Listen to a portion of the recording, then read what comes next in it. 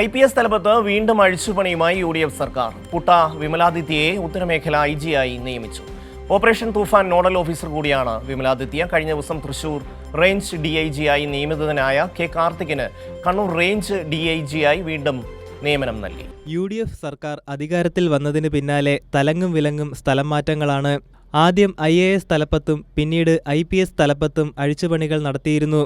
IPS തലപ്പത്തെ അഴിച്ചുപണിയിൽ ചില ഉദ്യോഗസ്ഥർ അസംതൃപ്തിയും അസൗകര്യവും അറിയിച്ചതോടെയാണ് പുതിയ മാറ്റം.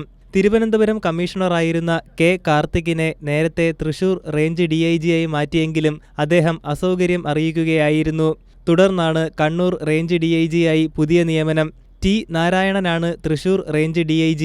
നാരായണനെ നേരത്തെ കണ്ണൂർ DIG-ആയി നിയമിച്ചെങ്കിലും അദ്ദേഹം അസൗകര്യം DGP-യെ അറിയിച്ചിരുന്നു. സതീഷ് ബിനോയെ ആഭ്യന്തര സുരക്ഷാ വിഭാഗം IG-ആയി നിയമിച്ചു. കൊച്ചി DCP ആയിരുന്ന ഷഹൻഷായാണ് തിരുവനന്തപുരം DCP. അരുൺ K. പവിത്രനാണ് കൊച്ചി DCP. ജുവലപ്പടി മഹേഷിനെ വിജിലൻസ് ആൻഡ് ആന്റി കറപ്ഷൻ ദക്ഷിണമേഖല യൂണിറ്റ് SP-ആയി നിയമിച്ചു.